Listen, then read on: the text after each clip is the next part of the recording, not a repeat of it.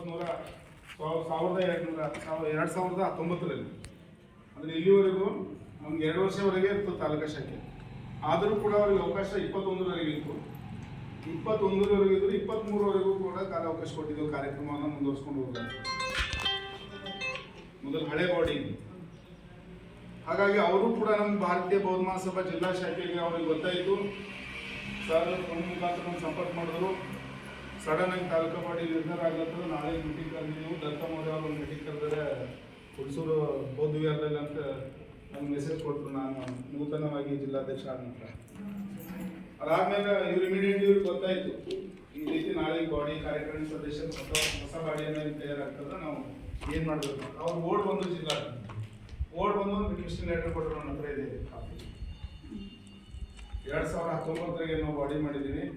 ಅದರ ಅಧ್ಯಕ್ಷರು ಮತ್ತು ಕಾರ್ಯದರ್ಶಿ ಮತ್ತು ಒಂದು ಕೋಶಾಧ್ಯಕ್ಷರು ಆದರಣೀಯ ಧರ್ಮೇಂದ್ರ ಭೋಸ್ಲೆ, ವಿದ್ಯಾಸಾಗರ್ ಬನ್ಸುಡೆ, ಹನುಮಂತರಾವ್ ಕುಸೆ, ಇವ್ರು 3 ಜನ ಓಡ್ ಬಂದು ನನ್ನ ಒಂದು ರಿಕ್ವೆಸ್ಟಿಂಗ್ ಲೆಟರ್ ಕೊಟ್ಟರು. ಆ ರಿಕ್ವೆಸ್ಟಿಂಗ್ ಲೆಟರ್ ಎಲ್ಲರೂ ಓದ್ತೀವಿ, ಸ್ವಲ್ಪ ಗಮನ ಇರ್ತಾರೆ. ಯಾಕಂದ್ರೆ ನಿಮಗೂ ಮಾಹಿತಿ ಇರಬೇಕು ಮೊದಲಿಂದ ಏನಾಗಿದೆ ಅಂತ.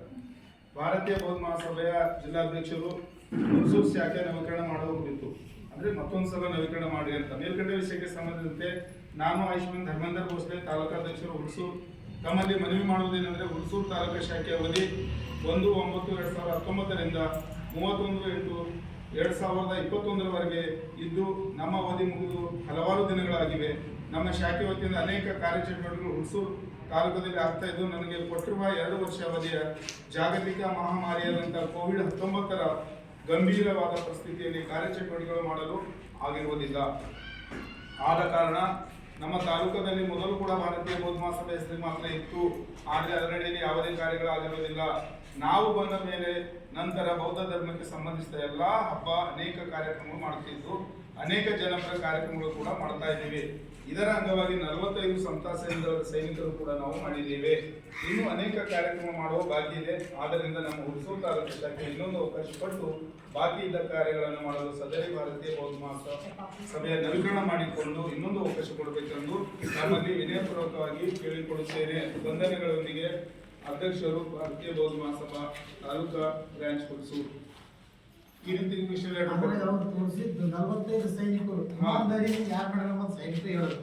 ಅದಾದ ನಂತರ ನಾವು ನಿಮ್ಗೆ ಒಂದು ಹೇಳಕ್ಕೆ ಬಯಸ್ತು ಅಂದ್ರೆ ಅವರು ನಮ್ಗೆ 3ನೇ ತಿಂಗಳು 23/3/2023 ಕೊಟ್ಟವ್ರೆ.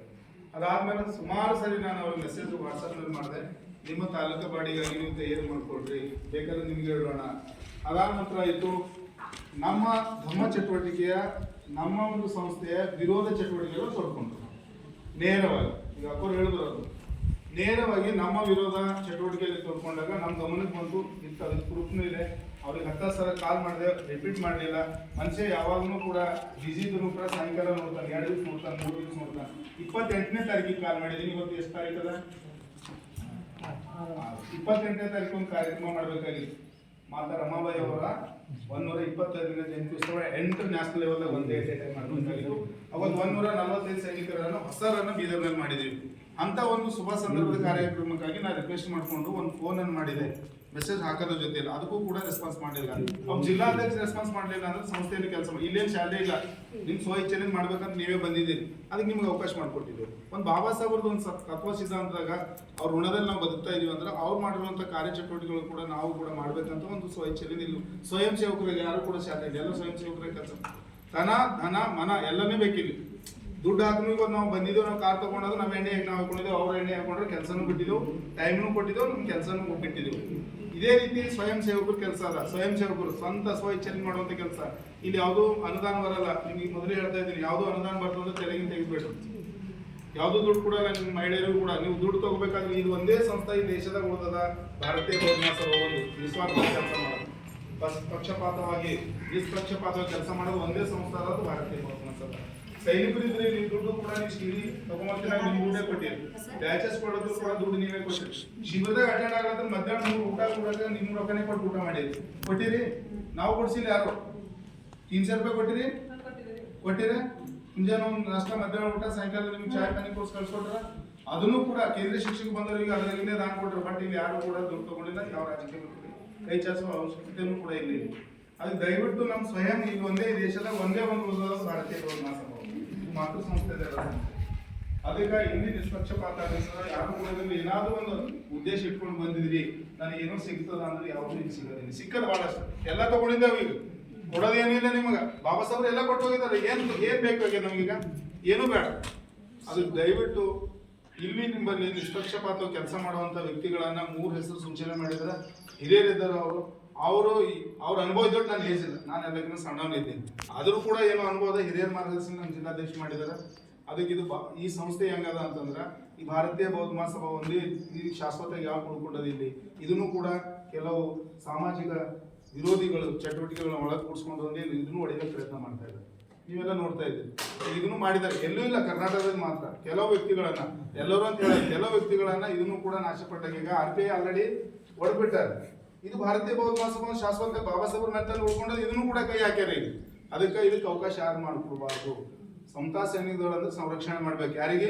ಸಮಾಜಕ್ಕೆ ಮಾಡಬೇಕು, ಬಾಬಾ ಸಾಹೇಬ್ ಪರಿವಾರಕ್ಕೆ ಮಾಡಬೇಕು, ಸಂವಿಧಾನಕ್ಕೆ ಮಾಡ್ಬೇಕಾಗ್ಯದ. ಈ ಸಂರಕ್ಷಣೆ ಮಾಡೋ ದೊಡ್ಡ ಜವಾಬ್ದಾರಿ ಯಾರ ಮೇಲೆ ಅದ? ನಮ್ಮ ಮೇಲೆ ಅದ. ಅದು ಬಾಬಾ ಸಾಹೇಬ್ ನಮ್ಮ ಮೇಲೆ ಕೊಟ್ಟಂತ ಜವಾಬ್ದಾರಿ ಅದ. ಅದು ಕೇವಲ ಭಾರತೀಯ ಬೌದ್ಧ ಮಹಾಸಭಾ ಸೈನಿಕರ ಮೇಲೆ ಕೊಟ್ಟು ಹೋಗಿದ್ದಾರೆ ಮತ್ತು ಭಾರತೀಯ ಬೌದ್ಧ ಮಹಾಸಭಾ ಪದಾಧಿಕಾರಿಗಳ ಮೇಲೆ ಬಿಟ್ಟಿದ್ದಾರೆ. ಬೇರೆ ಮೇಲೆ ಯಾರು ಕೂಡ ವಿಶ್ವಾಸ ಮಾಡಿಲ್ಲ ಅವ್ರು. ಯಾಕಂದ್ರೆ ಅವ್ರು ಎಲ್ಲಿಗೂ ಹೋಗ್ತಾರೆ, ಎಲ್ಲಿಗೂ ಬರ್ತಾರೆ. ಅದಕ್ಕೆ ಆ ವಿಶ್ವಾಸ ನಾವು ಉಳಿಸ್ಕೊಳ್ಬೇಕಾಗ್ಯದ, ಅದು ಇಟ್ಕೊಳ್ಬೇಕಾಗ್ಯದ. ನಿಜವಾಗಿ ನಾವು ಕಾರ್ಯಕರ್ತರಾಗಬೇಕಾಗ್ಯದ. ಬಾಬಾ ಸಾಹೇಬ್ ಅಭಿಮಾನಿಗಳು ಏನು ಮಾಡ್ತಾರೆ? ಅವ್ರ ಮನಸ್ಸಿಗೆ ಬಂದ ಮಾಡ್ತಾರೆ. ಅನ್ಯಾಯಗಳಾಗಬೇಕಾದ್ರೆ ಅವ್ರ ಸಿದ್ಧಾಂತ ಪಾಲನೆ ಮಾಡಬೇಕಾಗ್ಯದ. ಅದಕ್ಕೆ ಬಾಬಾ ಸಾಹೇಬ್ ಭಾರತೀಯ ಬೌದ್ಧ ಉಳಿತಾಯ ಇವತ್ತು ನಮಗೆಲ್ಲ ಕೊಟ್ಟಿದ್ದಾರೆ. ಅದರ ನಾವು ಪಾಲನೆ ಮಾಡೋದ್ರ ಮುಖಾಂತರವಾಗಿ ನಾವು ಏನು ಹೇಳ್ಕೊಂಬಂದ್ರಾಗ ಪದಾಧಿಕಾರಿ ಪಡೆಯೋದ್ರ ಮುಖಾಂತರವಾಗಿ ನಾವು ಅವರಿಗೆ ಒಂದು ಗೌರವ ಸಲ್ಲಿಸೋದಾಗಲ್ಲ. ಅವ್ರು ಕೊಟ್ಟಿರುವಂಥ ಸಿದ್ಧಾಂತ ಮೇಲೆ ನಡ್ಕೊಂಡಾಗ ಮಾತ್ರ ನಾವು ಏನಾಗ್ತದೆ ಸಾಧಿಸ್ತಾರೆ. ಆ ಸಿದ್ಧಾಂತ ನಡ್ಕೊಂಡು ಹೋಗ್ಬೇಕು. ಮೊದಲು ಕೂಡ ಇದರಿಂದ ನಿಮ್ಗೆ ಯಾರಾದರೂ ಕೂಡ ಇಲ್ಲಿ ಬಂದು ನಾನು ಮಾಡೀನಿ, ನನ್ನ ಅಧಿಕಾರದಲ್ಲಿ ಅಧಿಕಾರ ಕೊಟ್ಟವ್ರು ಯಾರು ಕೊಟ್ಟರು? ಜಿಲ್ಲಾಧ್ಯಕ್ಷರು. ಆಗಲೂ ನಾನೇ ಕಾರ್ಯದರ್ಶಿ ಇದ್ದೆ, ನಿಮ್ಗೆ ಕೊಟ್ಟಿದ್ದೆ. ಈಗ ಇವತ್ತು ಅವ್ರು ಅಧಿಕಾರ ತಗೊಂಡಿದ್ದೆವು. ನೀವು ಬಂದು ಯಾರು ಹೇಳ್ಬೇಕು? ಸೈನಿಕರು ಯಾರು ಮಾಡ್ಯಾರ ನಿಮ್ಗೆ? ಜಿಲ್ಲಾದವ್ರು ಮಾಡಿದ್ದಾರೆ, ಅವ್ರ ಸಹಕಾರದಿಂದ. ಹೌದು, ಅದೇ ಅವ್ರ ಸಹಕಾರದಿಂದ ಅಂತ ಹೇಳ್ತಾ ಇದ್ದೆ.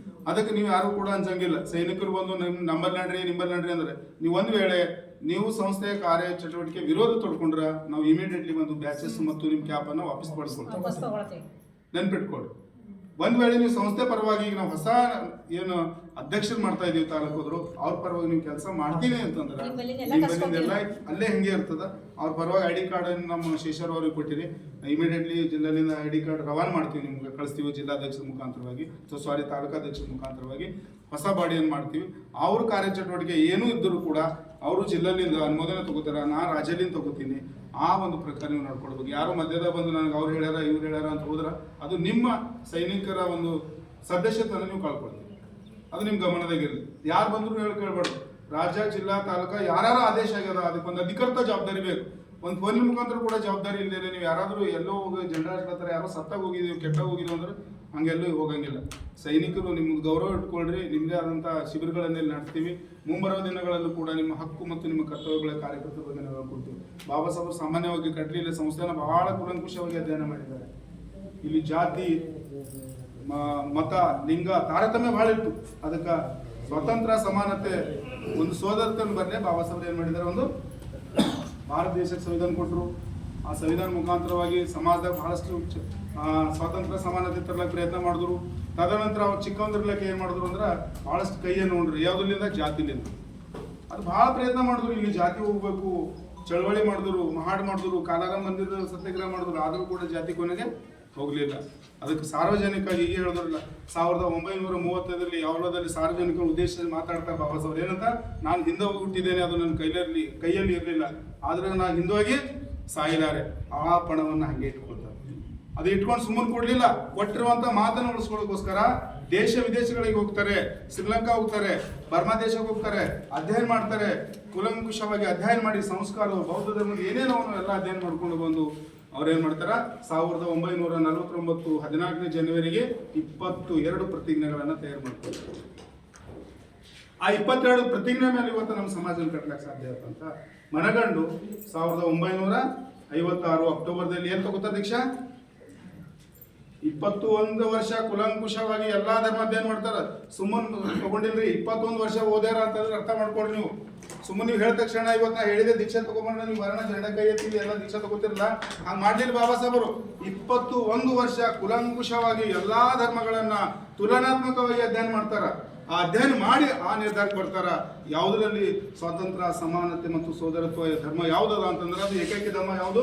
ಬೌದ್ಧ ಧರ್ಮ ಅಂತ ಗೊತ್ತಾದ್ಮೇಲೆ ಅವರು ಭಾರತೀಯ ಬೌದ್ಧ ಮಹಾಸಭೆ ಯಾವ ಸಂಸ್ಥೆ ಅಡಿಯಲ್ಲಿ ತಗೋತಾರೆ ಅಂದ್ರೆ ಒಂದು ಸಂಸ್ಥೆ ಬೇಕು, ಒಂದು ಬ್ಯಾನರ್ ಅಡಿಯಲ್ಲಿ ಬೇಕು. ಈಗ ನೀವು ಕೆಲಸ ಮಾಡಿದ್ರಿ ಅಂದ್ರೆ ಭಾರತೀಯ ಬೌದ್ಧ ಮಹಾಸಭೆ ಶಾಖೆ ಒಂದು ಬ್ಯಾನರ್ನಲ್ಲಿ ಅಡಿಯಲ್ಲಿ ನೀವು ಕೆಲಸ ಮಾಡ್ತಾ ಇದ್ರಿ. ಹಂಗ ಆ ಸಂಸ್ಥೆಯ 1956 ತಗೋತಾರ.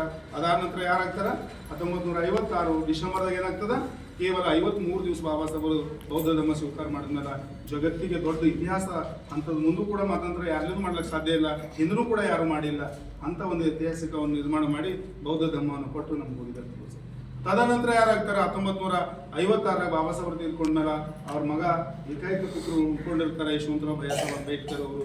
ಅದಾದ ನಂತರ 77ರಲ್ಲಿ ಅವರು ತೀರ್ಕೊಟ್ರು. ಅಲ್ಲಿಂದ ಇಲ್ಲಿವರೆಗೂ 40 ವರ್ಷ ಮಾತಾ ಮೀರಾತ್ ಅಂಬೇಡ್ಕರ್ ಅವರು ಅದ್ರ ನೇತೃತ್ವ ವಹಿಸ್ಕೊಂಡು ಮುಂದುವರ್ಸ್ಕೊಂಡು ಬಂದಾರ. ಆ ಮನೆತನ ಗೌರವ ಬಂದದ. ಈಗ ಅದರ ಸ್ವಲ್ಪ ಅವ್ರಿಗೆ ಆರೋಗ್ಯ ಸರಿಯಾಗಿರ್ಲಿ ಕಡೆದು ಕಾರ್ಯಾಧ್ಯಕ್ಷರಿಗೆ ಭೀಮರಾವ್ ಸಾಬ್ರಿಗೆ ಕೊಟ್ಟರ. ಮನೆಗಳಿಗೆ ಎಲ್ಲರಿಗೂ ಗೊತ್ತು. ಸಬ್ಬ ಪಾಪಸಕರಣ ಕುಶಲ ಸೊಪ್ಪ ಸಂಪದ ಸಚಿತ ಬರೆಯೋದಪ್ಪನ ಏತಂಗ್ ಬುದ್ಧಾಮಿ ಶಾಸನ. ಯಾವ ಪಾಪವನ್ನು ಮಾಡೋದಿರು ಒಳ್ಳೆಯದನ್ನೇ ಬಯಸು, ನಿನ್ನ ಮನಸ್ಸು ಕೂಡ ಪರಿಶುದ್ಧಗಳು. ಈ ವಾಕ್ಯವನ್ನ ಇವತ್ತು ಈ ಧಮ್ಮವನ್ನ ಇವತ್ತು ಎಲ್ಲರ ಮನೆ ಮತ್ತು ಮನೆಗಳಿಗೆ ಯಾರೋ ಒಯ್ಲತ್ತು ಅಂದ್ರೆ ಅದು ಭಾರತೀಯ ಬೌದ್ಧ ಮಹಾಸಭಾ ಒಯ್ಲತ್ತು. ಯಾರು ಬಂಧುಜಿಗಳು ಕೂಡ ವೇದಿಕೆ ಮೇಲೆ ಇದ್ದಾರೆ, ಅವರು ಕೂಡ ಒಯ್ತಾ ಇಲ್ಲ. ಒಂದಾಮಿ ಇವತ್ತು ಏನಾರ ಜಿಲ್ಲೆದ ಕಳ್ಸೋದು, ರಾಜ್ಯದ ಕಳ್ಸೋದು ಅಂದ್ರೆ ಭಾರತೀಯ ಬೌದ್ಧ ಮಹಾಸಭಾ ಕಳ್ಸೋದು. ಬಂಧಜಿಗೆ ಒಂದಾಮಿ ಮಾಡ್ಬೇಕು ಅನ್ನೋದು ಕಲ್ಸದ ಕಡೆ ಇವತ್ತು ಭಾರತೀಯ ಬೌದ್ಧ ಮಹಾಸಭಾ ಕಲ್ಸೋದು. ರಾಷ್ಟ್ರದ ಏಕ ಮಾತ್ರ ಈಗ ಸಂಸ್ಕಾರ ಶಿಬಿರಗಳನ್ನ ನಡೆಸಬೇಕಾಗಿದೆ, ಮದುವೆ ಮಾಡ್ಬೇಕಾಗಿದೆ ಅಂದ್ರೆ ಇವತ್ತು ಕಲ್ಸ್ಕೊಟ್ಟಿದ್ದು ಭಾರತೀಯ ಬೌದ್ಧ ಮಹಾಸಭಾ. ಯಾರು ಕಲ್ಸ್ಕೊಟ್ಟಿದ್ದೀವಿ? ದೊಡ್ಡ ದೊಡ್ಡ ಭಿಕ್ಷು ಸಂಘಗಳು ಅವಾಗ ಕೂಡ ಯಾರ ಮನೆಗೆ ಹೋಗಿ ಒಂದಾಮಿ ಮಾಡ್ಬೇಕಂತ ಯಾವ ಬಂಧಜಿಗಳು ಕಲ್ಸ್ಕೊಟ್ಟಿದ್ರು. ಊಟ ಮಾಡ್ಯಾರ, ದಾನ ಒಯ್ದಾರ, ಧರ್ಮ ಒಯ್ದಾರ. ತಪ್ಪನ್ಸ್ಬೋದು. ಈಗ ವೇದಿಕೆ ಮೇಲೆ ಬಂಧಜಿಗಳು ಕೂಡ ಇದ್ದಾರೆ. ಯಾರ ಮನೆಗಳು ಬಂದು ಈ ಸಂಸ್ಕಾರಗಳನ್ನು ಕಲ್ಸ್ಕೊಟ್ಟಿದ್ರು. ಇವತ್ತು ಏನಾದರೂ ಸಂಸ್ಕಾರಗಳು ಕಲ್ಸ್ಕೊಟ್ಟದಂದ್ರೆ ಭಾರತೀಯ ಬೌದ್ಧ. ಇದ್ರ ಕಾರ್ಯಚಟುವಟಿಕೆಗಳನ್ನು ಗೊತ್ತಿದ್ದ ಕಡೆ ನಾವೇನ್ ಮಾಡಿದೀವಿ? ಹಲವಾರು ಸಂಘಟನೆಗಳ ಹುಟ್ಟಾಕಿ ನಾವು ಆ ಕಡೆ ಎಲ್ಲ ವಿಚಲಿತರಾಗಿದ್ದೇವೆ. ಭಾರತ ಸಂವಿಧಾನಕ್ಕೆ ಹಂಗೆ ಬಾಬಾ ಸಾಹೇಬರು ದೇಶಕ್ಕೆ ಒಂದು ಸಂವಿಧಾನ ಬರ್ತಾರೋ ಹಂಗೆ ನಮಗೆ ಒಂದು ಬಯಲಾಗ ಕೊಟ್ಟರು. ನಮ್ದೇ ಆದಂತ ಒಂದು ಸಂವಿಧಾನ ಕೊಟ್ಟರು. ಆ ಸಂವಿಧಾನ ಅಡಿಯಲ್ಲೇ ನಾವು ಕೆಲಸ ಮಾಡ್ತೇವೆ. ಇವತ್ತು ನೀವು ಬಂದಾಗ ಚೇರ್ ಆ ಸೈಡಿಗೆ ಹಾಕಿದಿರಿ, ನಾವು ಯಾಕೆ ತೆಗೆಸ್ಬಿಟ್ಟಿದೀವಿ? ನಮ್ಗೆ ಗೊತ್ತದ, ನಿಮ್ಗೆ ಗೊತ್ತಿಲ್ಲ ಕಡೆ ಆ ಸೈಡಿಗೆ ಹಾಕಿದ್ವಿ. ಭಗವಾನ್ ಬುದ್ಧ ರೈಟ್ ಸೈಡಿಗೆ ನಾವು ಯಾರು ಕೊಡ್ಲಿಕ್ಕೆ ನಮ್ಗೆ ಹಕ್ಕಿಲ್ಲ. ಅದು ಭಾರತೀಯ ಬೌದ್ಧ ಮಹಾಸಭಾ ಕೊಟ್ಟರು ಸಂಸ್ಕಾರನ. ಆ ಸಂಸ್ಕಾರ ಸ್ಮರಿಸೋದು ಏಕ ಮಾತ್ರ ಸಂಸ್ಥೆ ಅದು ಭಾರತೀಯ ಬೌದ್ಧ ಮಹಾಸಭಾ ಅಂತ ತಮ್ಮ ಗಮನ. ಇಲ್ಲ ಅಂದ್ರೆ ನಾವು ಅಲ್ಲೇ ಕೂಡ್ತಿದೀವಿ. ಮತ್ತೆ ಪ್ರತಿಯೊಂದರಲ್ಲೂ ಮಹಿಳೆಯರು ಕೂಡ ಭಾಗವಹಿಸ್ತೀವಿ. ಅದಕ್ಕಾಗಿ ನಮ್ಮ ಸಂಸ್ಥೆಯಲ್ಲೂ ಕೂಡ 3 ಜನ ಮಹಿಳೆಯರನ್ನ ಪ್ರತಿಯೊಂದು ಶಾಖದಲ್ಲಿ ಇರ್ತದೆ. ಗ್ರಾಮ ಶಾಖೆ ಮಾಡ್ರಿ, ತಾಲೂಕಾ ಶಾಖೆ ಮಾಡ್ರಿ, ರಾಜ್ಯ ಶಾಖೆ ಮಾಡ್ರಿ ಅಥವಾ ರಾಷ್ಟ್ರೀಯ ಶಾಖೆ ಮಾಡ್ರಿ. ಎಲ್ಲದಲ್ಲೂ ಕೂಡ ಮಹಿಳೆಯರಿದ್ದಾರೆ. ನೀವೆಲ್ಲ ಬೇರೆ ಸಂಘಟನೆಗಳು ಕೂಡ ನೋಡ್ರಿ, 40 ಸಂಘಟನೆಗಳವ. ಎಲ್ಲಾದ್ರೂ ಹೆಣ್ಮಕ್ಳಿಗೆ ಒಂದರ ಅವಕಾಶ ಸಂಘಟನೆ ಕೊಟ್ಟರೆ ಅಂತ ಹೇಳ್ತಾರೆ, ಕೊಡಲ್ಲ. ಆದ್ರೆ ಭಾರತೀಯ ಬೌದ್ಧ ಮಹಾಸಭಾದಲ್ಲೂ ಕೂಡ ಸಮಬಾಳು ಸಮಪಾಲು, ಎಲ್ಲರಿಗೂ ಸಾಮಾನ್ಯವಾಗಿ ಎಲ್ಲರಿಗೂ ಒಂದ್ ಕಡೆ ತೆಗೆದುಕೊಳ್ಳುವಂತಹ ವ್ಯವಸ್ಥೆ ಈ ಭಾರತೀಯ ಬೌದ್ಧ ಮಹಾಸಭಾದ. ಅದಕ್ಕೆ ನೀವು ತಾಲೂಕಾ ಪಾರ್ಟಿ ಮಾಡ್ತೀರಿ, ಚಟುವಟಿಕೆಯಲ್ಲಿರ್ರಿ, ನಿಮ್ಗೆ ಏನ್ ಸವಲತ್ತು ಬೇಕು. ಇದು ಒಂದೇ ಅಲ್ಲ, ನೀವು ಧಾರ್ಮಿಕವಾಗಿ ಆಲ್ರೆಡಿ ಭಾರತೀಯ ಬೌದ್ಧ ಮಹಾಸಭಾ ಜಿಲ್ಲಾಧ್ಯಕ್ಷ ಆದ್ಮೇಲೆ ನಾನು ನಿಮಗೆ ಮೈನಾರಿಟಿ ಆಫೀಸಿಂದ ಏನೇನು ಸವಲತ್ತುಗಳು ಬರ್ತಾವೋ ಸಂಪೂರ್ಣವಾಗಿ ಮಾಹಿತಿಯನ್ನು ನಾನು ಕೊಡ್ತೀನಿ. ನೀವು ಯಾರು MLA ಮುಂದೆ ಕೈ ಕಟ್ಸ್ಕೊಂಬೋದಿಲ್ಲ. ಇವತ್ತು ನನ್ನ ಕಡೆ ರಿಕಾರ್ಡ್ ಅದ, 24 ಬುದ್ಧಿವಾರಗಳನ್ನ ನಿರ್ಮಾಣ ಮಾಡಿಸ್ಕೊಡ್ತೀನಿ. ಲಕ್ಷಣ 50 ಲಕ್ಷ ಯಾರ ಮನೆ ಮುಂದೆ ಕೈ ಕಟ್ಟಿಲ್ಲ. ಬೇಕಾದ್ರೆ ನಮ್ಮ ಲಿಸ್ಟ್ ಅದ ವಾಟ್ಸಪ್ ನಲ್ಲಿ, ನೀವು ಇವತ್ತೇ ತಗೊಳ್ಳಿ. 50 ಲಕ್ಷ ಒಂದು ಬುದ್ಧಿವಾರ, 10 ಲಕ್ಷ ನೀವು ಪುನಃ ನಿರ್ಮಾಣಕ್ಕಾಗಿ 18 ಅವು ಮಾಡೀನಿ, 5 ಮಾಡ್ಕೊಟ್ಟಿನಿ. ಮಾಡಿದ್ರು ಬುದ್ಧಿವಾರ ಕೂಡ 50 ಲಕ್ಷ ನಮ್ಮ ರಿಕಾರ್ಡ್ ಕೇಸ್ ಅದು. ಯಾರ ಮನೆಗೆ ಹೋಗೋದಿಲ್ಲ. ನೀವು ಇದ್ರ ಪೇಪರ್ ಕೊಡ್ರಿ, ಒಂದು EC ಕೊಡ್ರಿ, ಮತ್ತೆ ಮೆನ್ವಾ ಡಾಕ್ಯುಮೆಂಟ್ಸ್ ಕೊಡ್ರಿ, ನಿಮ್ಗೆ 6 ತಿಂಗಳೊಳಗೆ ಸೆಲೆಕ್ಷನ್ ಮಾಡಿ ನಿಮ್ಗೆ ತಂದು ಕೊಡ್ತೀವಿ. ಅದ್ರ ಜಮೀನು ಮಾತ್ರ ನಿಮ್ಮ ಹೆಸರ ಮೇಲೆ ಇರಬೇಕು. ಅದು ಬುದ್ಧಿ ಸೊಸೈಟಿ ಆಫ್ ಇಂಡಿಯಾ ಮೇಲೆ ಶಾಖದ ಮೇಲೆ ಇರ್ಬೇಕು. ಅದು ಅಧ್ಯಕ್ಷರು ಮತ್ತೆ ನಿಮ್ಗೆ ಯಾರಿಗೂ ಇಂಡಿವಿಜುವಲ್ ಯಾರು ರೊಕ್ಕ ಬರಲ್ಲ ಅಂತ ಹೇಳಿರ್ತೀವಿ. 50 ಲಕ್ಷ ಇಲ್ಲಿ ನೀವು ತಾಲೂಕಾ ಶಾಖೆ ಮಾಡ್ರಿ, ನಿಮ್ಗೆ ಗ್ರಾಮ ಶಾಖೆಗಳು ಮಾಡ್ರಿ, ಅದು ಸಹಕಾರ ಮಾಡ್ತೀನಿ. ನಿಮ್ಮ ಮಕ್ಕಳಿಗೆ ಓದ್ಬೇಕಾಗ್ಯದ ಅಂದ್ರೆ ಇಲ್ಲಿ ಕಪ್ಪನಪುರ್ನಲ್ಲಿ CBSE ಸಿಲೆಬಸ್ ಬಂದದು. ಮೈನಾರಿಟಿ ಇದ್ದ ಮಕ್ಕಳಿಗೆ, ಬುದ್ಧಿಸ್ಟ್ ಇದ್ರೆ ಮಾತ್ರ ಅಲ್ಲಿ, SC ಒಳ್ಳೆಯರಿಗೆ ಇಲ್ಲ. ಅದನ್ನು ಕೂಡ ನಿಮ್ಗೆ ಅವಕಾಶ ಮಾಡಿಕೊಟ್ರೆ ಈಗ ಒಂದು ನಮ್ಮ ಲೆಟರ್ ಪ್ಯಾಡ್ ಮೇಲೆ 40 ಮಂದಿ ಮಕ್ಕಳಿಗೆ ಗೊತ್ತು ಓದ್ತಾ ಇದ್ದಾರೆ ಹಾಸ್ಟೆಲ್ನಲ್ಲಿ. CBSE ಸೆಂಟ್ರಲ್ ಸಿಲೆಬಸ್ ಅದ. ಬುದ್ಧಿ ಸೊಸೈಟಿ ಆಫ್ ಇಂಡಿಯಾ ಜಿಲ್ಲಾ ಶಾಖೆ ನನ್ನ ಒಂದು ಲೆಟರ್ ಹೆಡ್ ಮೇಲೆ 40 ಮಂದಿ ಮಕ್ಕಳು ಇವತ್ತು ಹಾಸ್ಟೆಲ್ದಾಗ ಫ್ರೀ ಓದ್ತಾರೆ. ಒಂದು ಪೈಸನೂ ಕೊಡಂಗಿಲ್ಲ. ಇವತ್ತು ಅದೇ CBSE ಸಿಲೆಬಸ್ ಓದೋದು ಸರ್ 2 ಲಕ್ಷ ರೂಪಾಯಿ ಬೇಕು. ಸರ್ ಚೈತನ್ಯ ಗೋಚರ್ ಕೇಳಿ ಪ್ರೈವೇಟ್ದಾಗ 2 ಲಕ್ಷ ರೂಪಾಯಿ ಬೇಕು ಒಂದ್ಸಲ ಒಂದು ಕ್ಲಾಸ್ ಮುಗಿದಾಗಲಿ. ಇವತ್ತು PUC ವರೆಗೂ ಫ್ರೀ ಅದ. ಮತ್ತೆ ನಿಮಗೆ ಮುಂದೆ IAS KS ಹೋಗೋದು ಅದ್ರ ಮೌಲಾನಾ ಅಬ್ದುಲ್ ಕಲಾಂ ಫೌಂಡೇಶನ್ ಅದ. ಇವತ್ತು ಅವರು ಸಿಕ್ಕರು ನಂಬರ್ 15 ಕೋಟಿ ತಗೊಂಡಾರೆ. ನಮ್ಮಲ್ಲಿ ಸಿಕ್ಕರು ಎಷ್ಟದ? ಕೇವಲ ಬರ್ಡ್ ಎನ್ಕೆಸ್ಟರ ಬೀದರ್ನಲ್ಲಿ 15 ಕೋಟಿ ತಗೊಂಡ್ರೆ ಮೈನಾರಿಟಿಯಿಂದ. ನಾವು ಬುದ್ಧಿಸ್ಟ್ ಅಂತ ಹೇಳ್ಕೊಂಡು ಹೊಂಟಿದೆವು. ₹1 ಯಾರೋ ತಗೊಂಡಿದ್ದೇವೆ 2 ಬುದ್ಧಿಸ್ಟ್. ಇಲ್ಲ ಒಬ್ಬರು ಇಲ್ಲ ಒಬ್ಬರ ಬೆರಳಿನ ಇಲ್ಲ ನಾನು ಒಬ್ಬ